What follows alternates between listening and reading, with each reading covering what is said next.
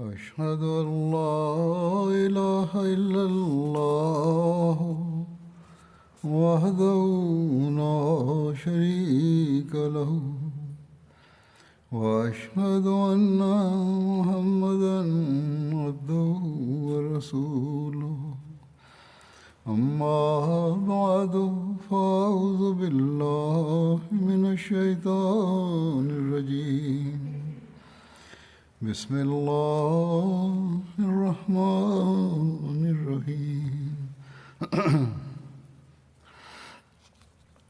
الحمد لله رب العالمين الرحمن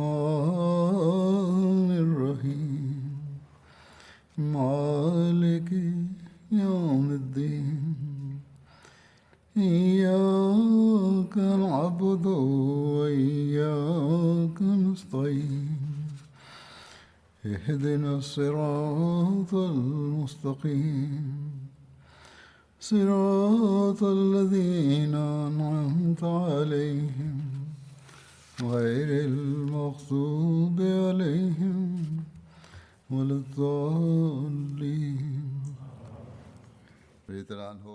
Hazrat Amirul Mominin Mwenyezi Mungu amsaidie sana anasema, nilikuwa naeleza kuhusu Hazrat Abu Bakr Siddiq radhiyallahu ta'ala anhu kuhusiana na hilo mara baada ya kifo cha Mtume sallallahu alaihi wasallam.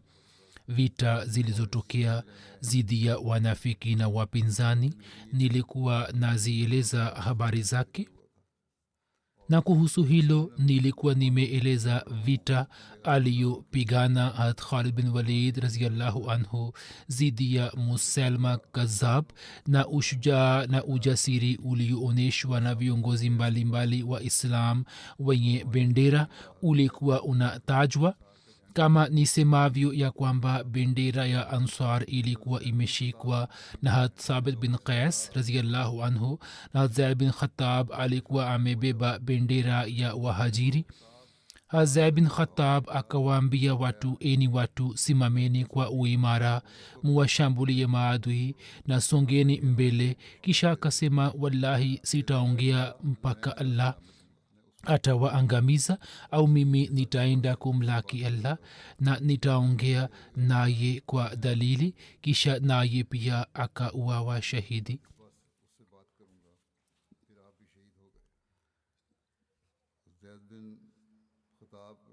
Kuhusu Zaid bin Khattab radhiyallahu anhu, inasemwa ya kwamba yeye alikuwa ndugu wa kambo wa Hazrat Umar bin Khattab radhiyallahu anhu, na ni miongoni mwa wale waliotangulia kukubali Islam. Aliweza kushiriki katika vita vya Badr na vita zingine za baada yake. Baada ya hijra, Mtume sallallahu alaihi wasallam alikuwa ameweka udugu baina yake na baina ya Maan bin Adi, na wote wawili wakauawa shahidi katika vita vya Yamama. Katika vita vya Yamama, Khalid alipopanga safu za jeshi, akamteua Zaid bin Khattab kama kiongozi wa kikosi kimoja cha jeshi, na bendera ya Wahajiri pia ilikuwa mkononi mwake. Yeye akiwa na bendera akaendelea kusonga mbele na akapigana kwa ushujaa mkubwa hadi akauawa shahidi. Hapo bendera ikadondoka chini. Salam Maula Abi Huzaifa radhiyallahu anhuma akashika bendera.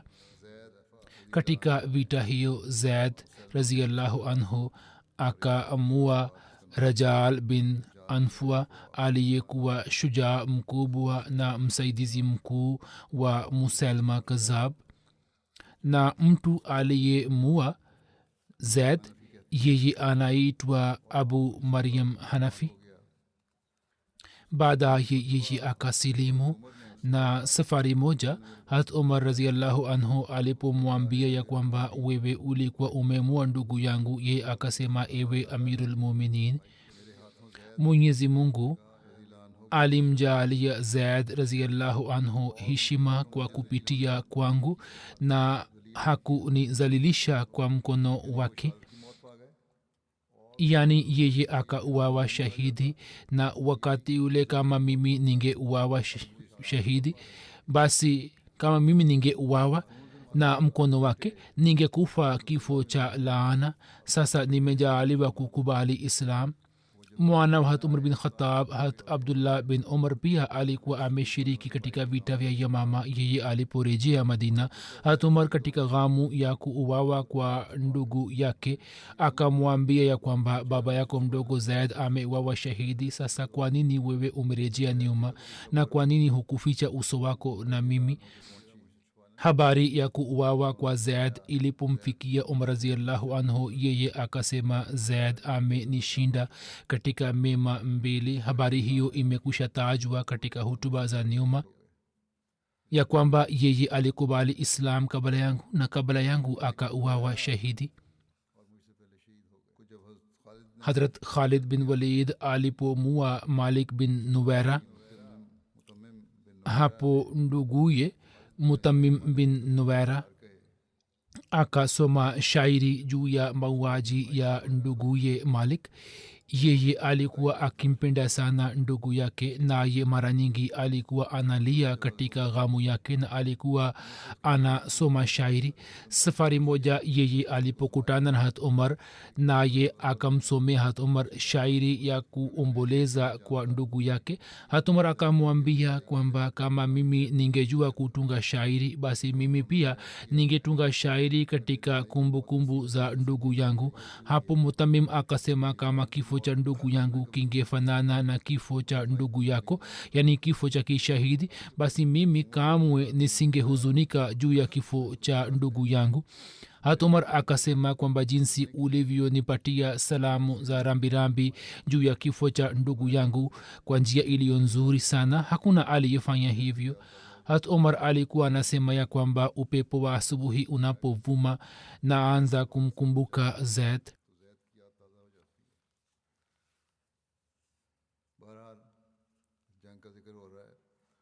kwa vyovyote vile habari za vita zinaendelea kutajwa. musalma kadhab bado alikuwa amesimama kidete na alikuwa amejifanya kuwa kitovu cha vita vya makafiri. hat khalid akaona ya kwamba vita haitakwisha mpaka musalma auawe, kwani kama mtu fulani ana uwawa kutoka banu hanifa, wafuasi wa musalma hawapati athari yoyote juu ya kifo chake. hivyo hat khalid akaja mbele yake akiwa peke yake na akawaita kwa ajili ya vita na akapiga takbira ya kauli mbiu yake. kauli mbiu ya waislam ilikuwa ni ya muhammad, basi yeyote aliyejitokeza kupigana naye hat khalid akamua. kisha waislamu wakapigana vita kwa jaziba kali. hat khalid akamwita musalma ili kushindana naye, yeye akakubali mwito wake.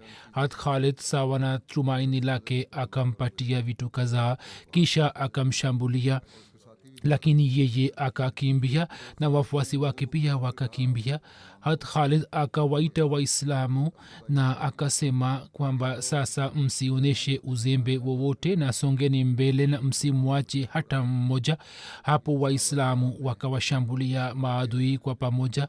katika vita hiyo maswahaba watukufu wakaonyesha ujasiri na uimara wa hali ya juu ambao mfano wake haupatikani, na wakaendelea kusonga mbele hadi allah akawajaalia ushindi zidi ya maadui na makafiri wakageuza mgongo wao na wakakimbia. waislamu wakawasaka na wakaendelea kuwaua na panga zao mpaka wakawalazimisha kujikinga katika bustani moja. kiongozi wa banu hanifa muhakam bin tufail akawaambia watu huku anakimbia ya kwamba eni watu njoni mkaingie katika bustani hii. bustani hiyo ilikuwa pana sana, iliyokuwa imezungukwa na kuta.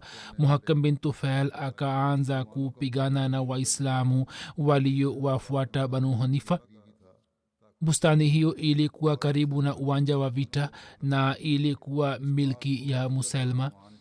bustani hiyo ilikuwa inajulikana kwa jina la hadiqaturrahman kama musalma alivyokuwa anaitwa rahmanul yamama.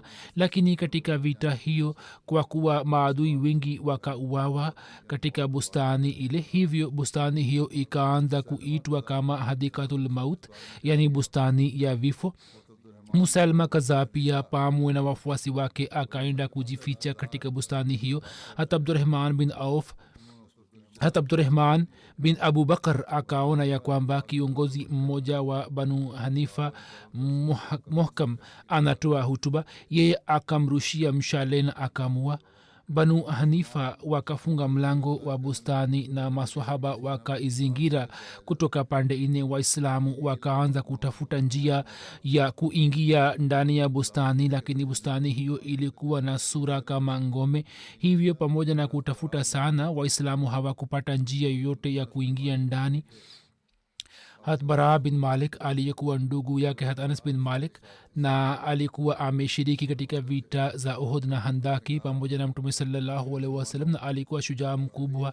yeye akawaambia waislamu akisema kwamba eni waislam, kuna njia moja tu ya kuingia ndani, nini munitupe ndani ya bustani, mimi nikiingia tu nitawafungulieni mlango wake. lakini waislamu hawakupenda kwamba ndugu yao apoteze uhai wake katika mikono ya maelfu ya maadui, hivyo wao wakakataa kufanya hivyo. lakini hatbara bin malik akaendelea kusema mara kwa mara akisema kwamba mimi nawapatieni kiapo cha allah ya kwamba nini munirushe ndani ya bustani. hapo waislamu wakalazimika kufanya hivyo na wakampandisha juu ya ukuta wa bustani. hatbara akapanda ukutani na akaona idadi kubwa ya maadui na akasimama kidogo tu, kisha kwa jina la allah akajitupa mbele ya mlango wa bustani na akaendelea kupigana na maadui na kuwaua, na akaanza kuelekea upande wa mlango. kisha akafika huko na akafungua mlango wa bustani ile.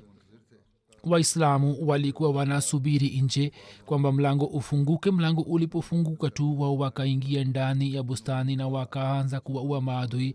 banu hanifa wakaanza kuwakimbia waislamu, lakini walikuwa hawawezi kutoka nje ya bustani. hivyo kilichotokea ni kwamba maelfu ya watu wakauawa na mikono ya waislamu. kuna riwaya nyingine isemayo ya kuwa pamoja na hatbara bin malik kulikuwa na waislamu wengine pia ambao walikuwa wamevuka ukuta na kuelekea kufungua mlango.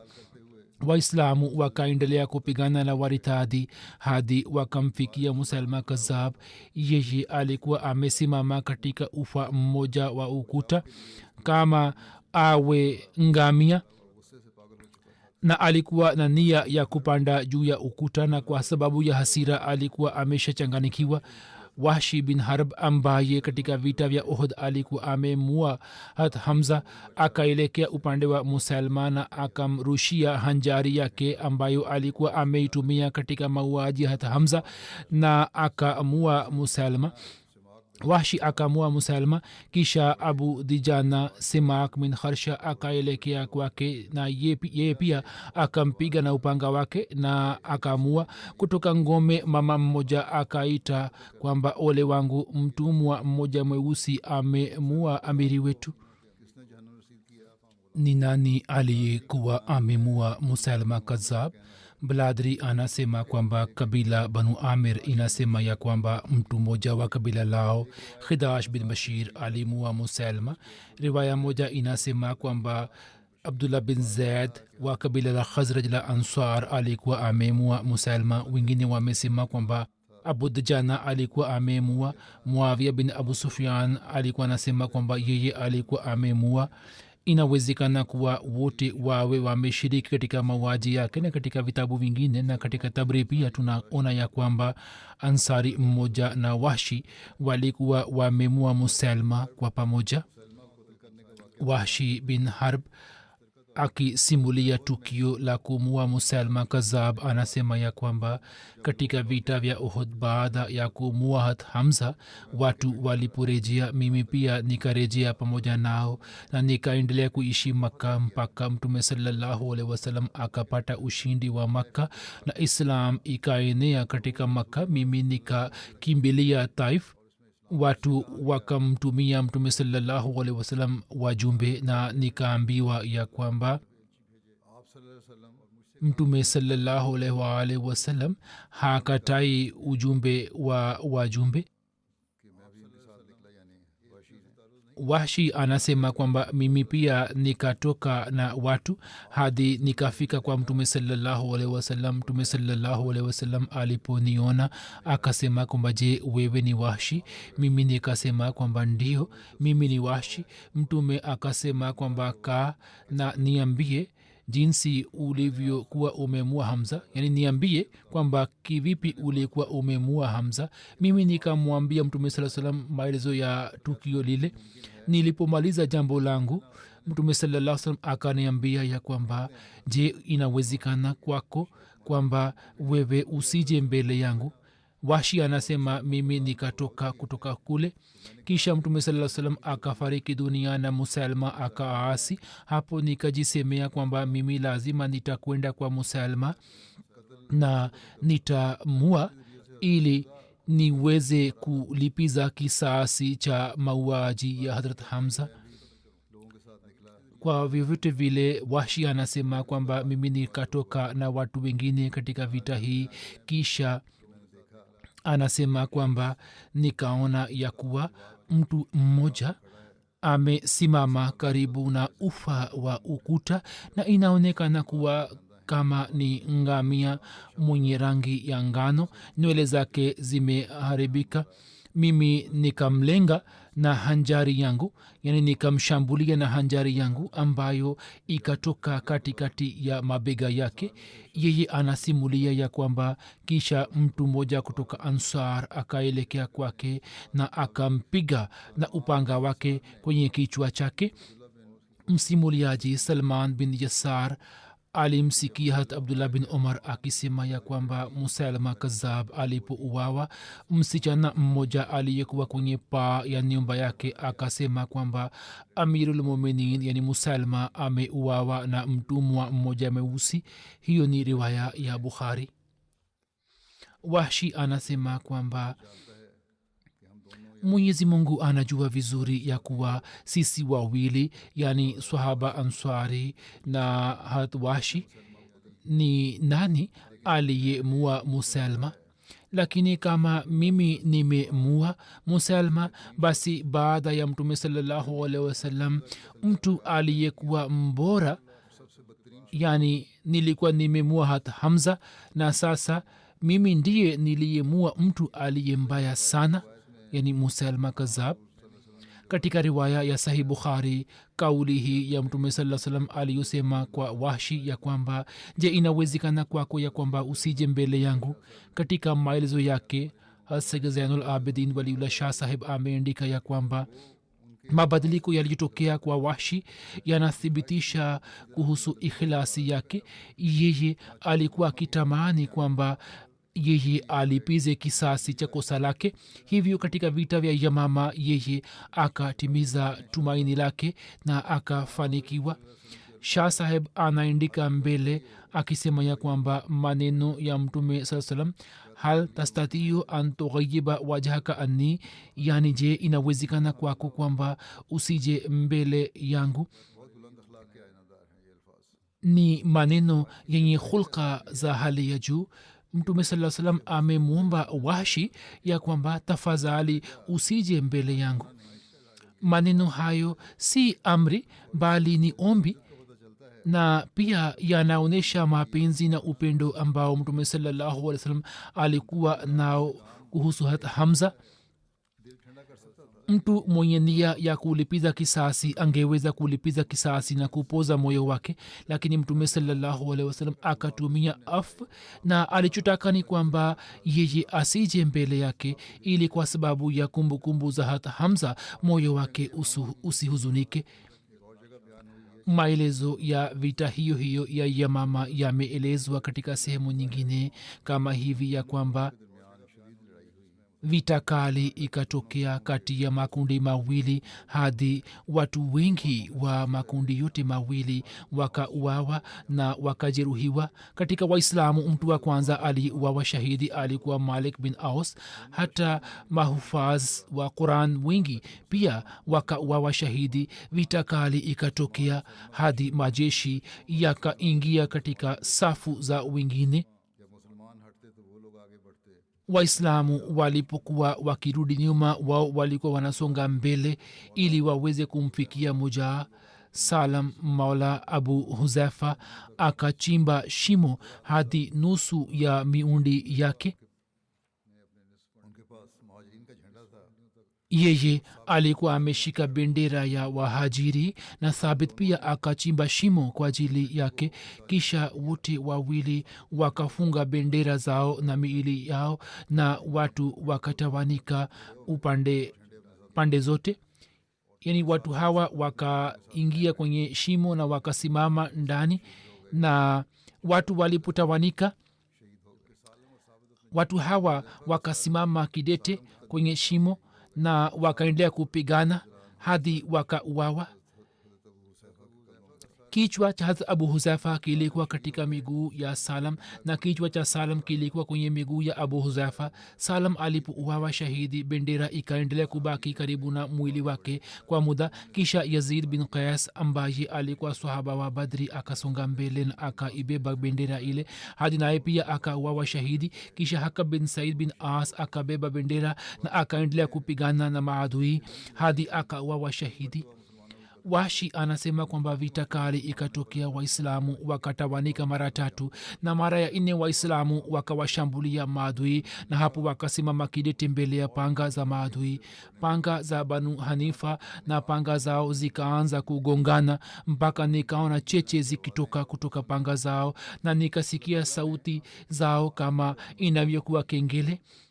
Mwenyezi Mungu akatuteremshia msaada wake na Allah akamua Musalma na akawaangamiza Banu Hanifa.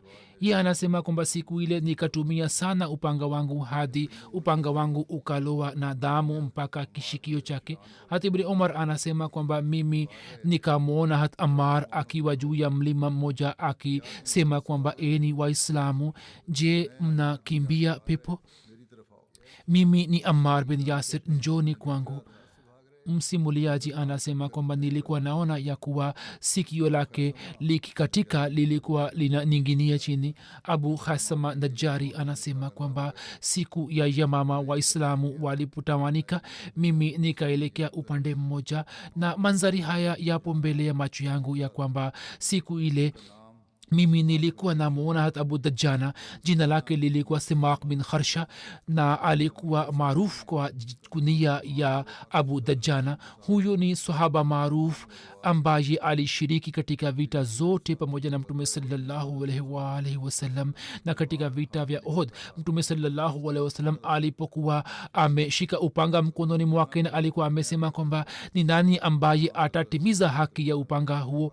Abu Dajjana akasema kwamba mimi nitatimiza haki yake. Mtume akampatia upanga ule, na riwaya zingine zinasema ya kwamba yeye alikuwa amemuuliza Mtume kwamba haki yake ni nini. Mtume alikuwa amemwambia kwamba usimue Muislamu na usimkimbie kafiri. hata Budajana akafunga mkanda mwekundu kwenye kichwa chake na akaaja kusimama katika safu kwa ufahari. Mtume akasema, ijapokuwa njia hiyo ya kutembea Mungu haipendi, lakini katika nafasi hiyo hakuna shida ndani yake. Yeye akawaua wengi katika vita ile na akapigana na makafiri kwa moyo sana na akapata majeraha mengi katika kumlinda Mtume sallallahu alaihi wasallam, lakini akaendelea kusimama kidete katika uwanja wa vita. Katika vita vya Yamama, maelezo yake yanasema ya kwamba kundi la Banu Hanifa likamshambulia Abu Dajjana. Yani hapo juu tukio la zamani limeelezwa, na katika Yamama kilichotokea ni kwamba imeendikwa ya kuwa kundi la Banu Hanifa likamshambulia Abu Dajjana. Abu Dajjana akaendelea kupigana nao kwa njia zote, yani alikuwa anapigana vita kulia na kushoto kwake, na akamua mtu mmoja na akamwangusha chini. Abu Dajjana akaendelea kupigana na maadui hadi wao wakakimbia na Waislamu wakaja karibu yake. banu hanifa wakishindwa wakakimbilia bustani, waislamu wakaenda nyuma yao na wakawalazimisha kujifunga katika bustani. Watu hawa wakafunga milango ya bustani. hata buddha jana akasema kwamba munirushe ndani ya bustani ili mimi niende kufungua mlango wa bustani. waislamu wakafanya hivyo, naye akafika ndani ya bustani na alikuwa anasema kwamba kukimbia kwenu hakiwezi kuwasalimisheni kutoka sisi. yeye akapigana nao vita kali mpaka akafungua mlango. msimuliaji anasema kwamba sisi tulipoingia katika bustani ye alikuwa amekusha wawa shahidi, na sawa na riwaya nyingine bara bin malik alikuwa amerushwa ndani. ni riwaya ambayo inaonekana kwamba ni sahihi zaidi inayomhusu bara bin malik, na kuna maelezo yake mengine ambayo nitayaeleza katika siku za usoni. wakati huu mimi nataka kusema kwamba mufanye maombi kwa ajili ya pakistan na hasa muwaombe wa ahmadia. hali za kawaida pia zinaendelea kuharibika nchini pakistan, lakini katika hali kama hizo watu hawa wanaanza kuelekea upande wa ahmadia. upinzani unaendelea kuzidi. watu hawa hata hawakusita kufukua makaburi ya zamani. ni watu wenye tabia mbaya sana. mwenyezi mungu awakamate. pia muwaombe wanajumuia wa aljazair ambao pia wamo kwenye shida mbalimbali, na pia muwaombe wahamadia wa afghanistan. mwenyezi mungu awajalie wote fadhila zake. wakati huu mimi napenda kuwazungumzia baadhi ya marehemu, na kisha baada ya swala ya ijumaa nitasalisha sala yao ya jeneza. marehemu wa kwanza ni mheshimiwa nasim mahdi saheb mbashiri wa jumuiya, ambaye alikuwa mwana wa mheshimiwa maulana ahmad khan nasim saheb. siku za nyuma akiwa na umri wa miaka 69 alifariki dunia. inna lillahi wa inna ilaihi rajiun. kwa fadhili ya allah alikuwa musi. alikuwa na wake wawili. mke wa kwanza alikuwa amefariki dunia, na sasa katika familia yake ameacha mke wa pili, na kutoka wake wawili vijana wawili na binti mmoja moja. mwaka 1976 marehemu alikuwa amemaliza jamia ya ahmadia rabwa, kisha akapata nafasi ya kuitumikia jamaat katika islahu irshad mukami.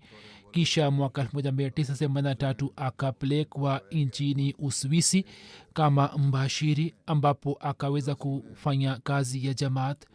mwaka 84 akateuliwa naib wakili tabshir, na kwa miezi kadhaa akaendelea kutoa huduma kama kaimu wakili tabshir. mwaka 1984 katika mwezi wa desemba alikuwa amekuja london, ambapo akapata nafasi ya kutoa huduma kama private secretary london. kisha mwaka 1985 baada ya miezi michache kutoka london akaelekea canada. kuanzia 85 hadi 2008 akapata nafasi ya kutoa huduma na kuitumikia jamaat kama mbashiri, na baadaye mbashiri mkuu wa jumuiya ya waislamu wa ahmadia canada, na pia akawa amiri wa canada katika muda huo. kuanzia 2009 hadi 2006 akapata nafasi na bahati ya kuitumikia jamaat kama mbashiri mkuu wa marekani. kisha alikuwa ameugua, na wakati ule akateuliwa kama mbashiri wa uswisi, lakini akaniandikia kwamba madaktari wameniambia kwamba kwa sababu ya siha yangu usifanye kazi yenye mzigo mkubwa, hivyo akaomba ruksa kwa muda usio na mipaka. na mimi nilikuwa nimemwindikia kwamba kama madaktari wamekushauri basi uangalie siha yako, na ukipona utuambie, inshallah utapewa kazi nyingine na jumuiya itakutumia kwa ajili ya huduma mbalimbali. lakini maradhi yake yakaendelea kuzidi. kama nilivyosema kwamba mwaka 1985 alikuwa ameenda canada, na mwaka 1986 kwa ajili ya kujenga mission house na baitul islam ekari 24 ikanunuliwa, na kisha wahamadia wakastawisha ardhi ile. wahamadia wengi walikuja kuishi nchini canada katika muda wake na yeye akawasaidia sana katika mambo mbalimbali. Watu wengi wameeleza kuhusu msaada wake na wanamshukuru. Akaleta mfumo wa kompyuta katika nizamu ya michango na takwimu, na katika toronto na calgary misikiti miwili mikubwa ilikuwa imejengwa katika muda wake, na katika matawi mengine vitu vingine vikastawishwa. nafikiri hata msikiti wa vancouver pia ulikuwa umejengwa katika muda wake, lakini misikiti hii miwili ni misikiti ambayo ilikuwa imejengwa katika muda wake. mwaka 2003 katika muda wake, kwa fadhili na msaada wa allah, jamia ahmadia canada ikaanzishwa, na pia katika kustawisha kazi ya mta north marekani akatoa mchango mkubwa. mwenyezi mungu amkubalie huduma zake zote.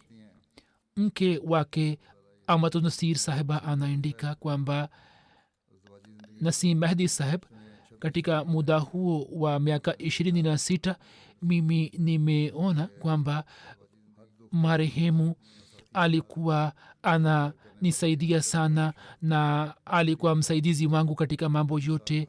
alikuwa baba mpole na alikuwa ndugu mwenye kujitolea na alikuwa na uchungu kuhusu ubinadamu. alikuwa mtifu kwa ukhalifa, alikuwa anamtegemea allah na alikuwa mtu mwema sana. kisha anaandika mke wake kwamba alikuwa ameeleza zaidi kwamba marehemu alikuwa anawasaidia watu kwa moyo wote na alikuwa anawapenda sana na alikuwa anawahurumia sana.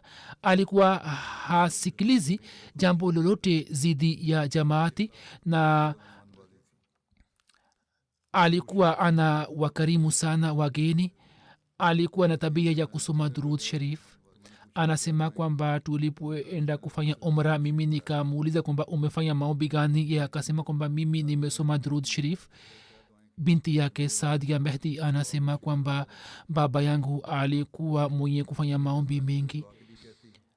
anasema kwamba wakati wote nilipokuwa namwomba kwamba afanye maombi, alikuwa ananiambia kwamba nisome durud sharif, na katika swala lote niliposema kwamba afanye maombi akaniambia kwamba nisome durud sharif. siku moja nikasema kwamba wewe unaniambia kwamba nisome durud sharif, na yeye alisema kwamba usome durud sharif, na alikuwa ananifahamisha kwamba dua iliyokubwa kabisa ni durud sharif. kama dua hiyo imekubaliwa, basi maombi yote yatakuwa yamekubaliwa.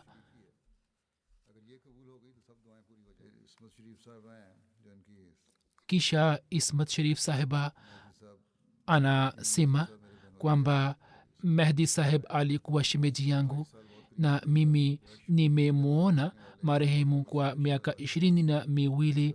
alikuwa anatujali sana, alikuwa anatupenda, alikuwa na ikhilasi kwa khalifa wa zama.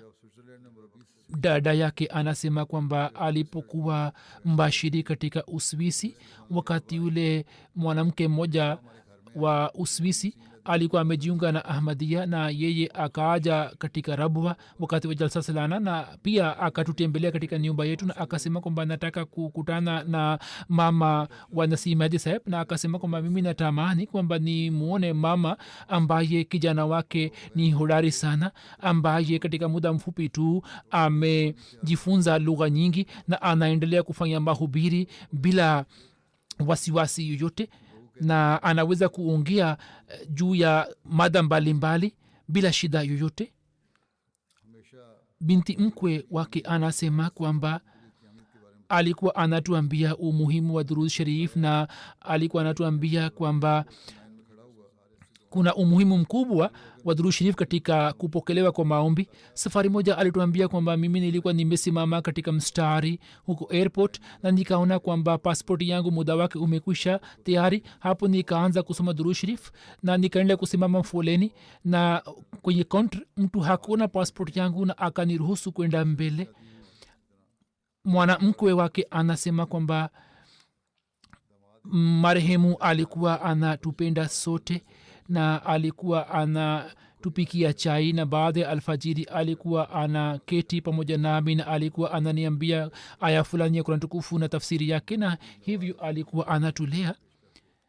Binti yake Nawal Mehdi anasema kwamba daima nimeona kwamba yeye alikuwa anasoma Kurani tukufu kwa shauku kubwa sana. Alikuwa anapenda sana Kurani tukufu na alikuwa anatuambia kwamba musome Kurani tukufu na pia mujitahidi kuelewa maana zake na nukta zake, kisha mtaweza kushuhudia manzari za kudra ya Allah subhanahu wa taala na mtaanza kupata ladha katika kusoma Kurani tukufu.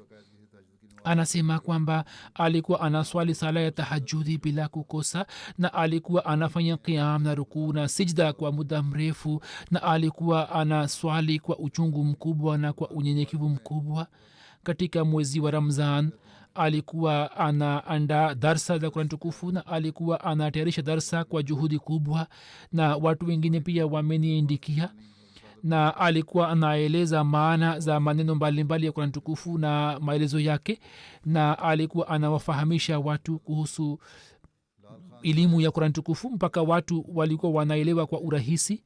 Lal Khan Saheb Amir Jamaat Canada anasema kwamba mimi nilipata bahati ya kufanya kazi ya jamaat pamoja na mbashiri mkuu wa zamani wa jumuiya ya Canada, yani kuanzia 87 nimefanya kazi kwa muda mrefu. Mwenyezi Mungu alikuwa amemjalia sifa nyingi sana na sifa hizi alikuwa anazitumia katika kuitumikia jamaat.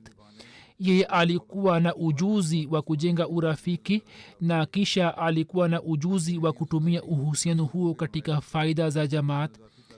Akaweza kujenga uhusiano pamoja na watu mbalimbali wa jamii ya Kikanada na akawaambia kuhusu jamaat. Alikuwa na umahiri mkubwa sana na watu ambao alikuwa amejenga na uhusiano huo ulikuwa imara sana na akaendeleza uhusiano huo. Juu ya kifo chake watu wengi wamepeleka salamu za rambirambi na wameomboleza. Na kisha Lal Khan Saheb anaandika kwamba kutoka Pakistan na kutoka nchi zingine watu waliokuja kuishi Canada, yeye akawasaidia sana katika maswala ya kuishi na akawasaidia kwa namna mbalimbali na alikuwa anawatindia viongozi na wajumbe wa majalisi ya amla kama awe rafiki yao. Anasema nimepata bahati ya kufanya kazi pamoja naye kwa miaka 20 na katika muda huo yeye mimi sikuhisi kwamba mimi ni chini yake, bali yeye alikuwa kama rafiki yangu. Kisha Dr. Isfand Daud Saheb anasema kwamba mwaka 2009 Nasim Ali Saheb alikuwa amepewa tuzo kama Order of Ontario na tuzo hiyo inatolewa kwa mtu ambaye anatoa huduma mbalimbali katika mambo ya jamii.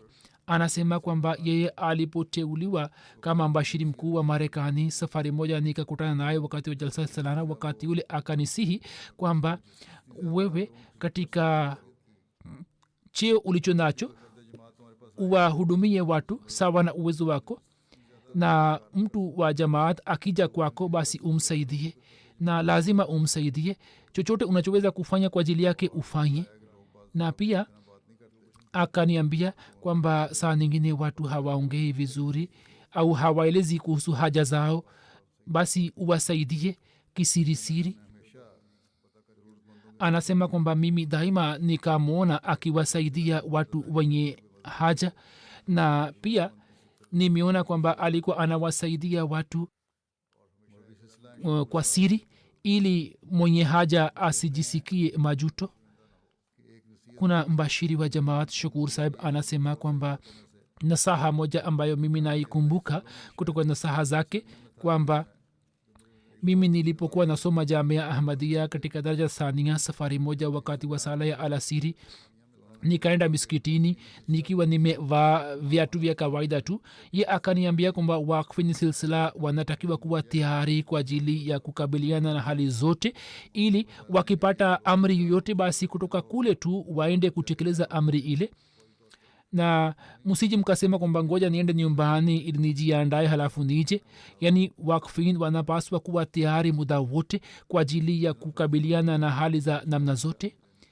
pia Farasat Kamar saheb mbashiri wa jamaat Marekani anasema kwamba mimi nilipokuja kusoma Jamia Ahmadia na interview ikafanywa, Mahdi saheb akaniuliza swali kwamba kama upelekwe Afrika kama mbashiri na upinzani utokee kutoka kule, basi ni nani ambaye utawasiliana naye, yani utawasiliana na mama yako au Khalifatul Masih?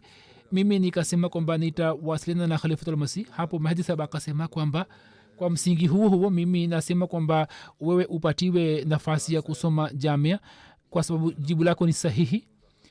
Karnal Didar saheb ambaye ni katibu wa Mission House anasema kwamba Nasim Mahdi saheb alikuwa na jaziba ya utii wa makhalifa na shughuli kubwa ambazo alizifanya, moja ni kustawisha Peace Village. Na habari hiyo jinsi ilivyotokea ni kwamba katika zama fulani jalsa salana ya kandida ilikuwa inafanywa katika uwanja wa Masjid Baitul Islam. Wakati ule karibu na jalsaga yetu mama moja alikuwa analalamika na alikuwa anasema kwamba harufu ya vyakula vyao siwezi kuvumilia na mimi napata shida kwa sababu ya kelele zao. Basi serikali ilipoleta kanuni ya kubadilisha ardhi ile na ikaifanya kama ardhi ya kuishi, hapo Nasim Mahdi saheb akapata wasiwasi kwamba watu wakija kuishi hapa tutapata shida. Hapo wakati wa Idi yeye akaweka mbele ya wanajamaati mpango huo kwamba Wahamadia wanunue ardhi hiyo na wajenge nyumba zao.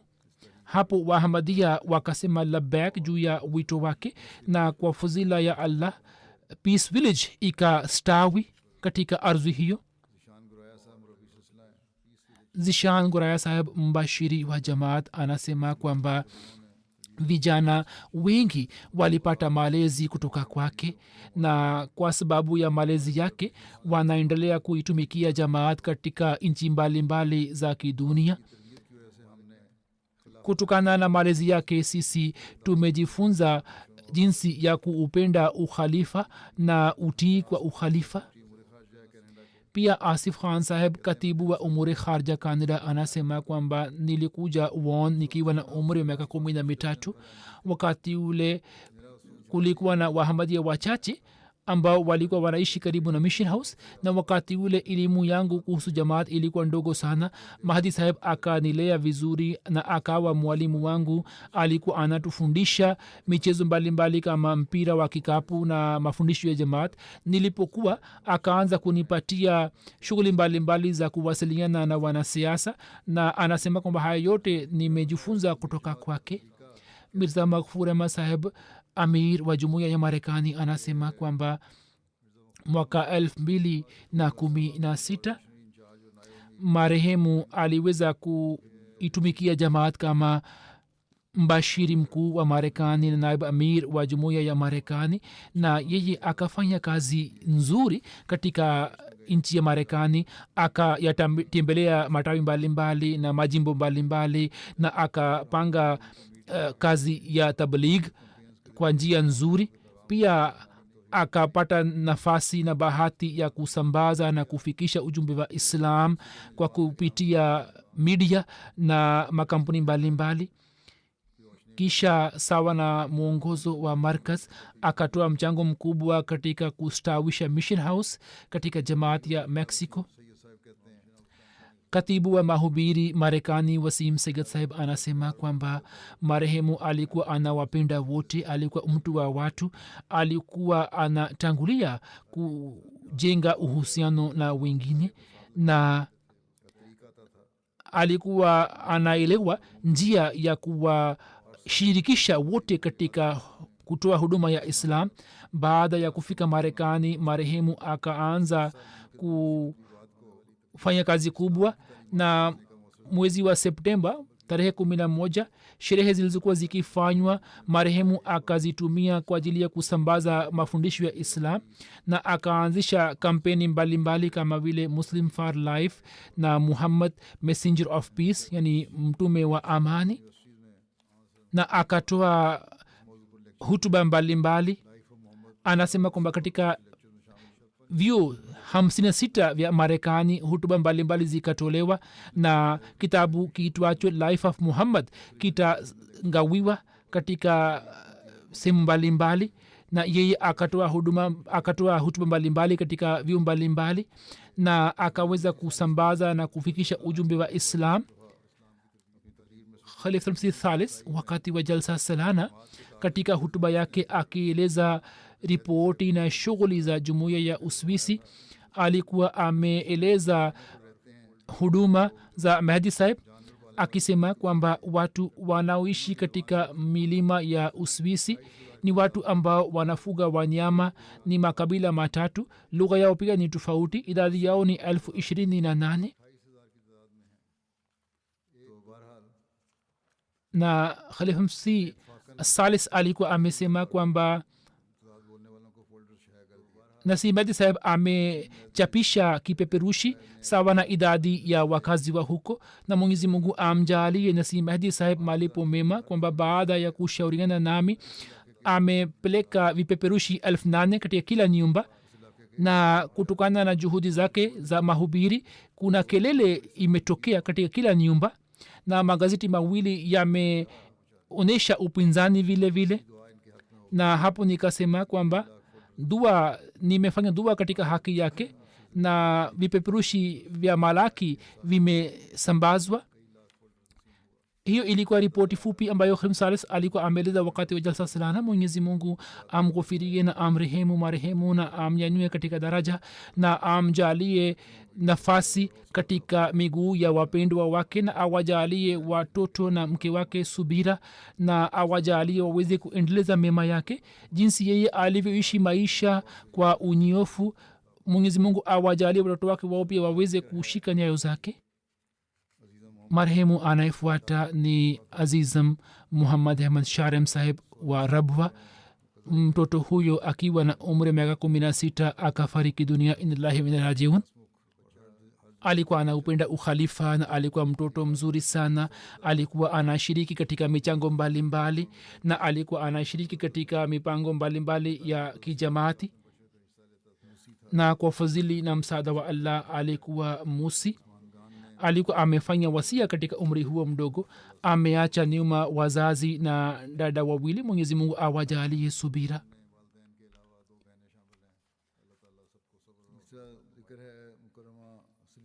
Marehemu anayefuata ni Bi Salima Kamar Sahiba, mke wa Rashid Ahmad Sahib marhum.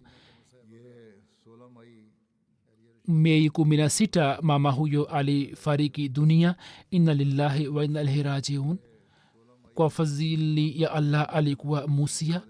Katika familia yake jumuiya ilipatikana kwa kupitia babu wa baba yake Chaudhry Muhammad Siddiq Sahib ambaye alikuwa hat Maulvi Waziruddin Sahib wa Mkeria, aliyekuwa sahaba wa Masihi Muhammad sallam, alikuwa mwalimu mkuu katika Kangra.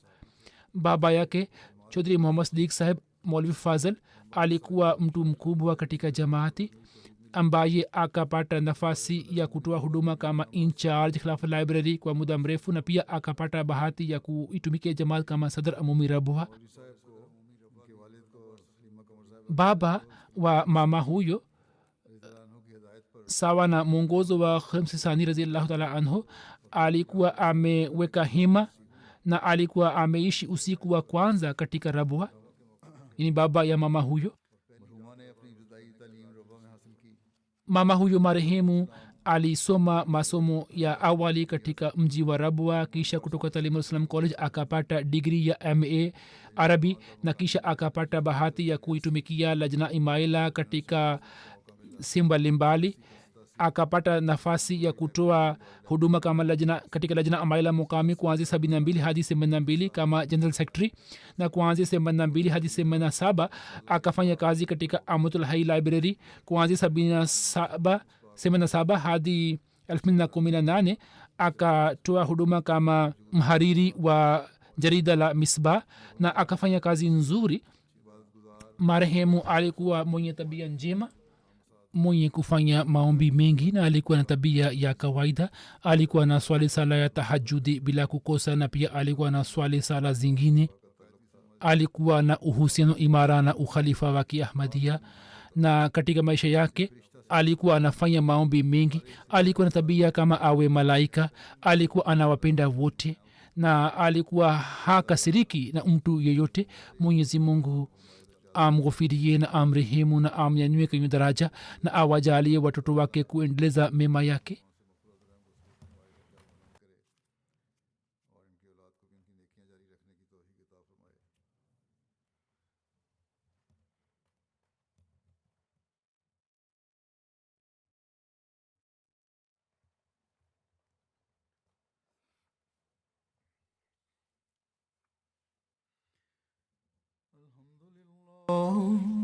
الحمد لله نحمده ونستعينه ونستغفره ونؤمن به ونتوكل عليه ونعوذ بالله من شرور أنفسنا ومن سيئات أعمالنا من يهده الله فلا مضل له ومن يضلل فلا هادي له ونشهد أن لا إله إلا الله ونشهد أن محمدا عبده ورسوله.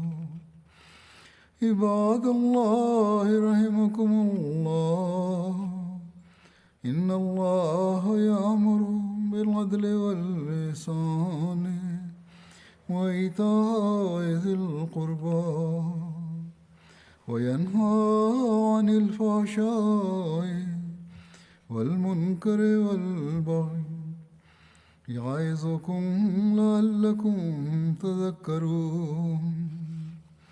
اذكروا الله يذكركم وادعوه يستجب لكم ولذكر الله أكبر.